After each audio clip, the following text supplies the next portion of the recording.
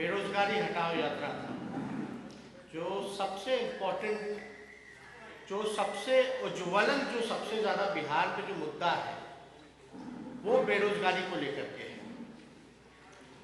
और 15 साल से बिहार के मुख्यमंत्री आदरणीय श्री नीतीश कुमार जी हैं। डबल इंजन की सरकार है, लेकिन कोई भी गंभीरता, चाहे बेरोजगारी हो, गरीबी हो या पलायन हो, सरकार ने नहीं दिखाया। सबसे ज्यादा अगर कोई बेरोजगारी जिस राज्य में है, उस राज्य का नाम है बिहार। आप कह सकते हैं कि बिहार जो है बेरोजगारी का केंद्र बन चुका है।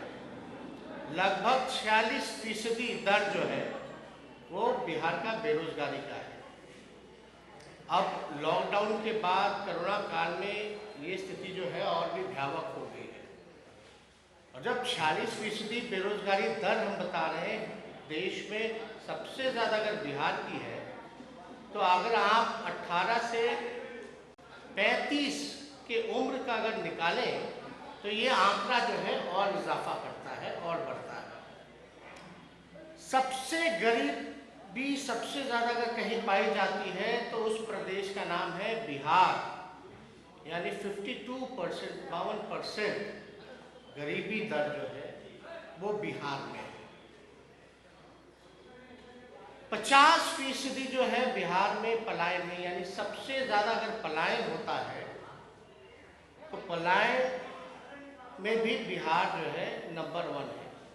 कोई रोजी रोटी के लिए हो, शिक्षा के लिए हो या स्वास्थ्य चिकित्सा को लेकर के अगर हो, तो यानी बिहार का हर दूसरा परिवार, लगभग 50% जो दर है पलायन का वो हो चुका है।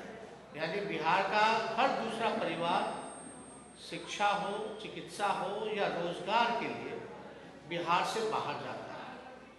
लेकिन कभी भी इन 15 सालों में डबल इंजन की सरकार ने, नीतीश कुमार जी ने कभी भी ना तो बेरोजगारी पे बात की, ना पलायन पे बात की, ना ही उन्होंने गरीबी मिटाने की बात की। हम पूछना चाहते हैं, जब इलेक्शन आता है तो बीपीएससी, चयन आयोग, परीक्षा आयोग जो इनके हैं, लगभग 5-5, 6-6 साल लग जाते हैं प्रक्रिया पूरी करने में। 2014 का अनाउंस किया हुआ चुनाव में अब तक उसका कोई रिजल्ट नहीं आया है। यानी इतने लंबे साल तक लोगों को इंतजार करना पड़ता है, उसमें भी धांधली होती है। अब मान लीजिए सिपाही भर्ती को लेकर के हो तो उसमें बड़ी पैमाने पे धांधली है। कोई भी एग्जामिनेशन होता है तो उसमें पेपर जो है वो लीक कर जाता है। करप्शन सारी संस्थाओं में घुस गया है। नीतीश कुमार जी ने क्या किया बिहार के लिए? ना तो वो गरीबी मिटा पाए, ना बेरोजगारी मिटा पाए, ना पलायन को रोक सके। उन्होंने केवल भ्रष्टाचार जो है वो बढ़ाने का काम किया और लगभग 2 पीढ़ियां, बिहार के 2 पीढ़ियों को उन्होंने बेरोजगार रखा है, भूखे मारने का काम किया है।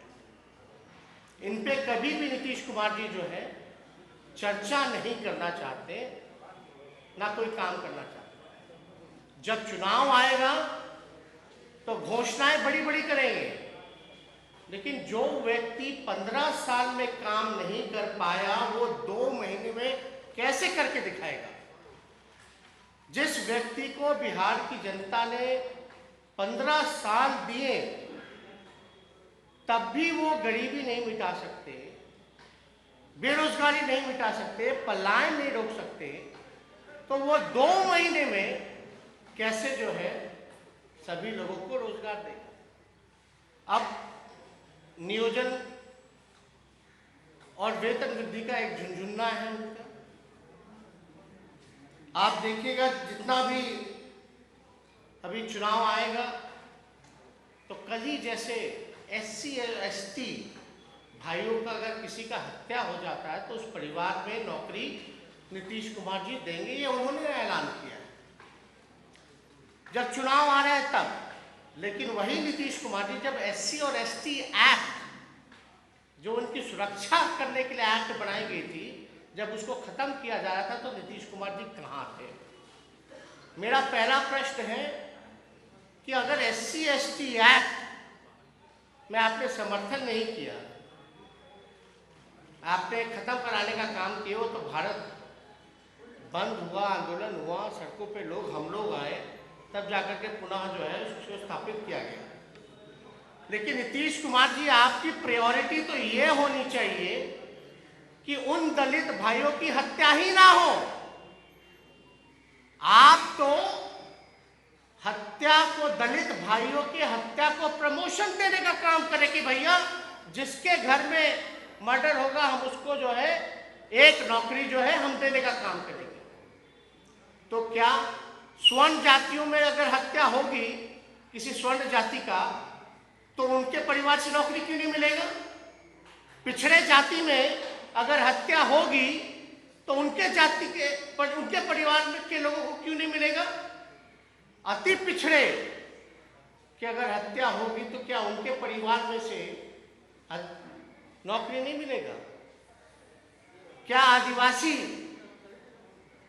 भाई की हत्या होगी तो क्या उनके परिवार में नौकरी नीतीश कुमार जी नहीं देंगे? तो ये जो चुनावी जो इनका झुंझुना है, ये सबके सामने आ गया। इनका जो दोहरा चरित्र जो है वो सबके सामने आ चुका है। और इलेक्शन में तरह तरह का जो है प्रोपेगेंडा, मेन एजेंडा से बेरोजगारी से हटाने का ये पूरा जो है काम करेंगे। लेकिन वाकई में अगर आप देखें तो बिहार में जिसने भी ग्रेजुएशन किया है, जो पोस्ट ग्रेजुएट हैं, जो पढ़े लिखे डिग्री वाले लोग हैं, चाहे इंजीनियर हो, डॉक्टर हो, नर्सेज हो,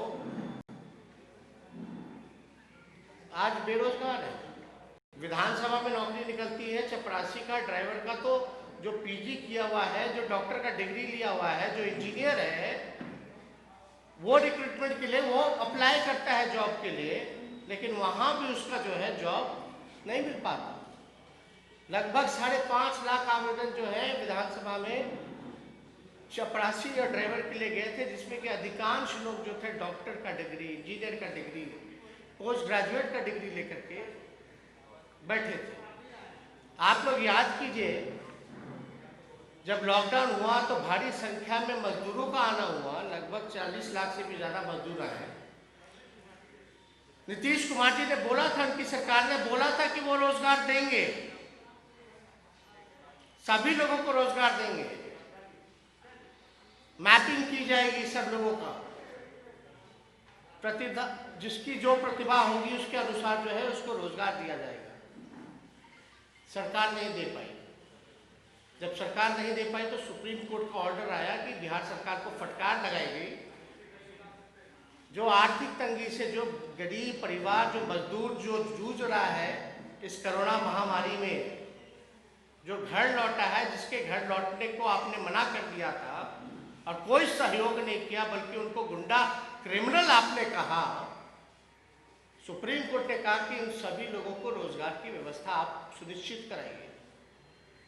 आप रेलवे स्टेशन चले जाइए अभी, आप एयरपोर्ट चले जाइए अभी, या कहीं किसी पंचायत के बाहर आप देखिएगा कि हरियाणा रोडवेज का लग्जरी बसेस आई हुई हैं, वो क्यों आ रही है? यानी सुप्रीम कोर्ट के ऑर्डर देने के बाद भी नीतीश कुमार जी जो है रोजगार की व्यवस्था नहीं करा पाए, पलायन जो है दोबारा शुरू हो गया। आप चले जाइए, हम तो 2 दिन के लिए दिल्ली गए थे, पूरा प्लेन में, इंडिगो प्लेन में जो है केवल मजदूरी थे। यानी बाहर की कंपनियां जो हैं, एयर टिकट, एयर फेयर, सारा चीज जो है, बसेस भेजना, ट्रेन का टिकट कराना, अच्छा पैकेज देना, ले जा रहे हैं। यानी नीतीश कुमार जी फिर से उन्होंने बिहार को झूठ बोला कि सबको रोजगार देंगे। अब जो कह रहे हैं ये चुनावी झुंझुन्ना, तो ये पूरी तरीके से झूठ है। साफ यही सवाल उठ के आता है कि जब आपने 15 साल में कुछ नहीं किया तो आप 2 महीने में कैसे कर सकते हैं। और हमारी पहली ऐसी पार्टी है जिसने एक बड़ा आंदोलन शुरू किया था, लेकिन महामारी के समय हम लोगों को इसको बंद करना पड़ा। तो आज मुझे खुशी है ये बताने में कि आज हम लोग जो है बेरोजगारी हटाने के लिए एक आंदोलन हम लोग शुरू कर रहे हैं। और आज एक वेब पोर्टल जो है, वेबसाइट जो है लॉन्च करने आ जा रहे हैं, जो आप लोगों के सामने हम लोग प्रस्तुत करेंगे। इस वेबसाइट का नाम होगा www.berozgarihataओ.co.in। मैं फिर से दोहरा दूं, www.berozgarihataओ.co.in। और साथ ही साथ हमारा एक टोल फ्री नंबर भी होगा। वो नंबर उस समय भी हम लोगों ने जारी किया था, लेकिन इस महामारी के कारण जो है हम लोगों ने अपनी मुहिम को रोकने का काम किया। उस नंबर है 9334302020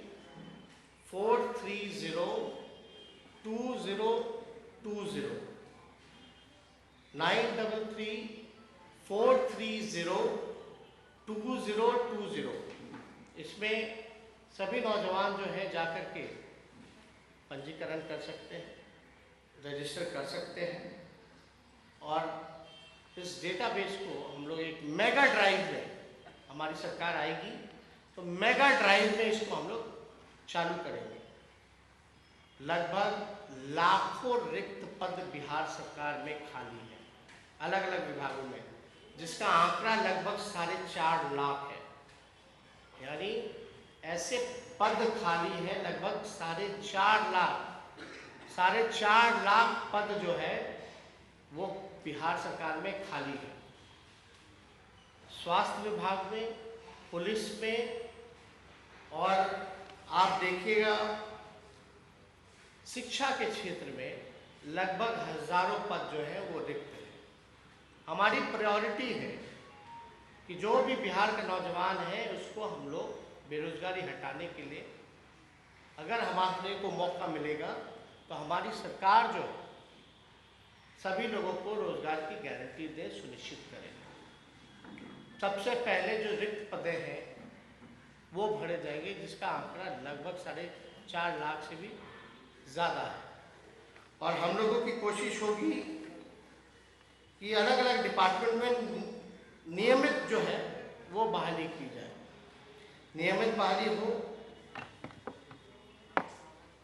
आबादी के अनुपात में नए कर्मचारियों का वैकेंसी हम लोग निकालने का काम करेंगे। और जितना भी डेटाबेस जो भी कलेक्ट होगा, सब लोगों का प्रतिभा के अनुसार उनकी ट्रेनिंग कराई जाएगी। और जो है रोजगार जो है हम लोग उनको दिलाने का काम करेंगे। इसमें हमारी कई एक्सपर्टीज से बात चलती है, कई ऐसे विद्वान जो हैं उनसे बातें हम कर रहे हैं, लगातार संपर्क में हैं, ताकि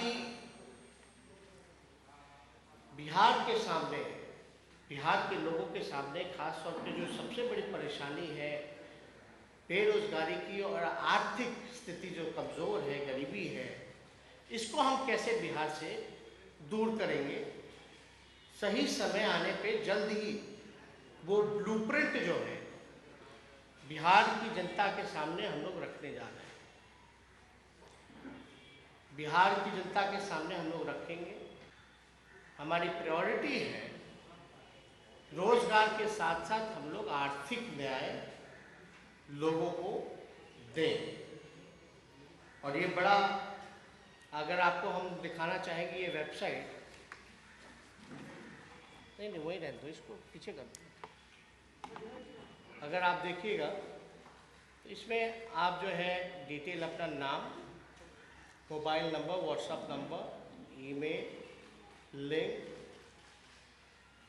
उम्र, वर्ग का चयन कर सकते हैं, गांव, जो भी ब्लॉक का डिटेल है, जिला है, राज्य जो है वो चयन कर सकते हैं। कई लोग जो होंगे बिहार से बाहर होंगे, पलायन होंगे, विदेशों में भी होंगे, तो अपना डिटेल जो है और जो सुझाव जो है वो भी भर सकते हैं। इसमें इंटरेस्टिंग ये है कि अगर आप ये देखें तो यहाँ अपना बायोडाटा भी आप लोग जो है अपलोड कर सकते हैं। सभी लोगों के हिसाब से, या हिंदी हो या इंग्लिश में है,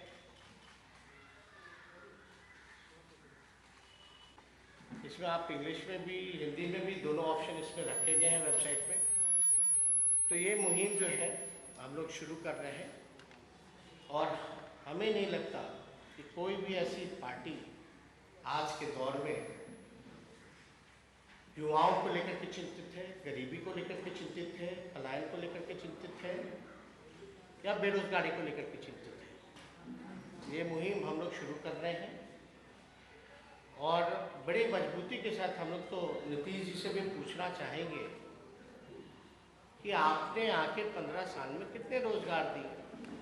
15 साल ही छोड़ दो ना, अभी जो महामारी आई, जो मजदूर जो वापस आए, कितने लोगों का पंजीकरण हुआ, कितने लोगों को आपने रोजगार जो है सुनिश्चित कराया। और रेलवे स्टेशन में अगर आपने रोजगार दिया है, तो बस स्टेशन पे कौन लोग हैं जो बिहार से बाहर जा रहे हैं, कौन लोग हैं रेलवे स्टेशन पे जो वापस जा रहे हैं, कौन लोग हैं जो एयरपोर्ट से जो बिहार छोड़ करके वापस जा रहे हैं। यानी आपके विकास पे आप बात नहीं करना चाहते, आप किस पे बात करना चाहते हैं,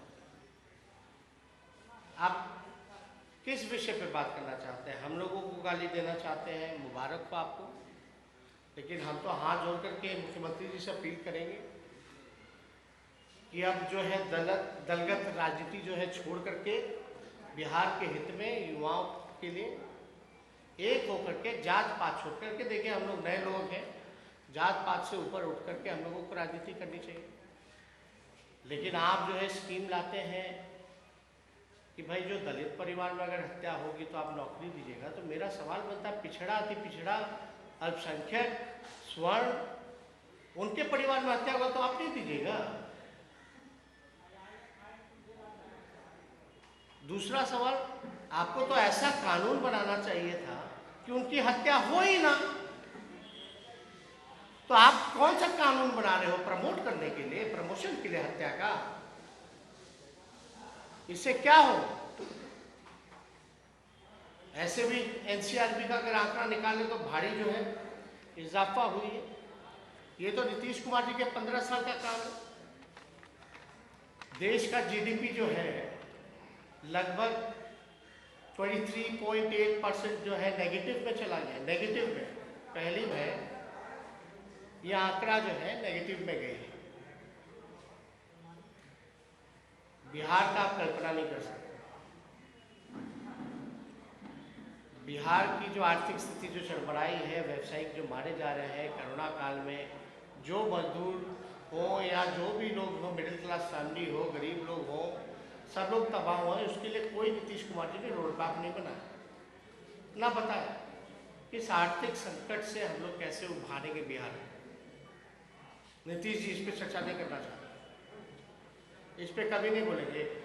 अच्छा घोषणा करेंगे, नया नया शिलान्यास करेंगे, उद्घाटन करेंगे, उसके अलावा और कुछ नहीं कर सकते। भारत सरकार ये तो उस फॉर्मूले के हिसाब से नेगेटिव में है 23.8%। नए वाले फॉर्मूले के हिसाब से इन्होंने जो फॉर्मूला जो चेंज किया, जिससे फिर भी दिखाया जा सकता है कि जीडीपी अच्छी है, पुराने वाले से किया जाएगा तो उसकी आप कल्पना नहीं कर सकते। और बिहार जैसे राज्य की तो आप उम्मीद ही नहीं कर सकते। एक भारत सरकार की एक चिट्ठी है आप लोगों के सामने हम बताना चाहेंगे। ये 4 सितंबर 2020 की चिट्ठी है, वित्त विभाग की चिट्ठी है, मिनिस्ट्री ऑफ फाइनेंस की चिट्ठी है। आप सब लोग जो है देख सकते हैं। ठीक है, मोदी जी आएंगे तो सब कुछ अच्छा होगा। लोगों को तो 1 साल में 2 करोड़ रोजगार देने का वादा था, वो रोजगार तो नहीं दे पाए, बल्कि बहुत लोगों के रोजगार जो है उन्होंने छीनने का काम किया। बिहार के लोगों को भी मदद नहीं की गई। मजदूर जो भी पलायन किए थे उनको वापस आने की भी कोई सहयोग नहीं दे रहे। एक चिट्ठी निकाला गया है भारत सरकार द्वारा, क्रिएशन ऑफ पोस्ट, इसमें जो है आइटम नंबर 2 है, 2 का ए पॉइंट हम पढ़ देते हैं और बी पॉइंट पढ़ देते हैं। There will be a ban on creation of new post, मतलब साफ तौर पे नया पद नहीं दिया जाएगा, उस पर बैन लगा दो, यानी रोजगार खत्म हो गया आपका। अब आपको नए रोजगार के अवसर भारत सरकार में नहीं मिलेंगे। साफ तौर पे लिखा है there will be a ban on creation of post except with the approval of Department of Expenditure in ministries, departments, attached offices, जितने भी बॉडीज़ हैं, ऑटोनोमस बॉडी है, स्टैट्यूटरी बॉडीज़ है, आपका सबऑर्डिनेट बॉड ऑफिसेज है, ये सब जगह के लिए। दूसरा अगर हम पॉइंट पढ़ें, this ban will cover all creation of post under powers which have been delegated to any organization regardless of the source of such authority of power। तो ये सारी चीज़ें, ये भारत सरकार की चिट्ठी है जो 4 सितंबर 2020 का है। मिनिस्ट्री फाइनेंस में एक डिपार्टमेंट होता है, डिपार्टमेंट ऑफ एक्सपेंडिचर, मतलब खर्चा वाला जो डिपार्टमेंट है, उसको ये भेजा गया है। और डॉक्टर टी.वी. सोमनाथन जो सेक्रेटरी ऑफ एक्सपेंडिचर के हैं, जो फाइनेंस का जो डिपार्टमेंट एक्सपेंडिचर डिपार्टमेंट है उसके सेक्रेटरी हैं, उन्होंने ये चिट्ठी निकाली है। यानी साफ तौर पे आपको जो है रोजगार के लिए कोई अवसर पैदा नहीं किए जाएंगे। हमारे छात्र चाहे एसएससी को लेकर के हो, कई ऐसे एग्जामिनेशन हैं, परीक्षा हैं, लोग रिजल्ट का इंतज़ार करते हैं। अद्भुत है ये बिहार। और जब एग्जामिनेशन के लिए बोलते भाई कब आएगा हमारा मौका, कब मिलेगा, रिजल्ट कब आएगा, क्यों नहीं अब तक निकला, तो नीतीश कुमार जी डंडे बरसवाने का काम करते हैं। ये बड़ा दुखद है। इसका कितना बार भी आप इसका खंडन कीजिए, नीतीश कुमार जी के सोई हुई आत्मा को कोई फर्क नहीं पड़ता। ऐसे ही एक सवाल है, बहुत महत्वपूर्ण है, आपने सवाल की है, क्या ये सिर्फ चुनावी जुमला है या इस पर काम करेंगे? पहला सवाल। दूसरा सवाल यह है कि बिहार में जो भी नौकरियां हो रही हैं और ठेके पर हो रही हैं, कॉन्ट्रैक्ट पर हो रही हैं, तो क्या आप कॉन्ट्रैक्ट पे ही नौकरी देंगे लोगों को, या फिर हम तो बोल रहे हैं ना स्थायी नौकरी हम लोग देंगे। और नौकरी देना कोई बड़ी बात नहीं है। फर्स्ट ऑफ ऑल आपको पॉलिटिकल विल पावर होना चाहिए। अब बताओ 4.5 लाख जो है वो रिक्त पद है, क्यों नहीं भरी जा सकती है? एग्जामिनेशन टाइम पे क्यों नहीं किए जा सकते हैं? रिजल्ट समय पे क्यों नहीं निकाला जा सकता है? कोई बड़ा काम तो नहीं। आप जो है बिहार में, हम तो कई बार कहते रहे, यहाँ सेज क्यों नहीं लग सकता, SCZ क्यों नहीं लग सकता? आपका पूरी तरीके से बैंगलोर लोग जाते हैं, कॉर्पोरेट कंपनियों में काम करते हैं, आप यहाँ इंडस्ट्री क्यों नहीं लगा सकते? आप IT पार्क यहाँ क्यों नहीं खोल सकते? खोल सकते हैं। टूरिज्म का इतना बड़ा क्षेत्र है जहाँ आप रोजगार दे सकते हैं। बिहार की आर्थिक स्थिति जो है, इकोनॉमी जो है, वो बेहतर हो सकती है, व्यवसायिकों को फायदा होगा, रोजगार के अवसर पैदा होंगे। फूड प्रोसेसिंग यूनिट आप क्यों नहीं खोल सकते? बिहार में मछली कम है क्या जो आपको बाहर से लेना पड़ रहा है? आप कंज्यूमर स्टेट बन करके रह गए। ठीक है, लैंडलॉक स्टेट है, आप इंडस्ट्री नहीं ला सकते, मुश्किल है कहना, लेकिन अगर विल पावर हो तो आप ला सकते हैं। लेकिन जिस राज्य में इतना करप्शन है, इतना क्राइम है, हर 4 घंटे बाद जो है बिहार में एक रेप होता है,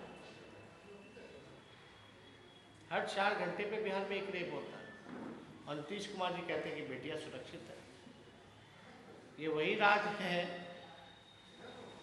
कभी हम लोगों के दौर में तो ऐसा नहीं आता था जहाँ क्रिमिनल ही जो है रेप करके वीडियो बना करके अपने ही फेसबुक या सोशल मीडिया पे पोस्ट करता हो।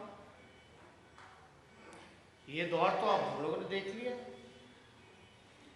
तो साफ बात है, बेरोजगारी हटानी है तो नीतीश कुमार जी को हटाना होगा। एक सवाल है कि मुख्यमंत्री आरके सिंह उन्होंने कहा है कि बिहार में बीजेपी अपने दम पर सरकार बना सकती है, लेकिन ठीक है गठबंधन है तो ठीक है।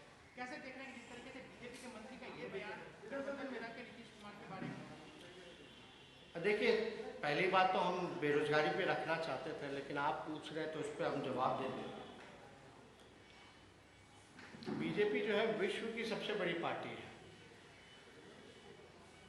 लेकिन उसके पास एक चेहरा तक नहीं बिहार में मुख्यमंत्री होने का।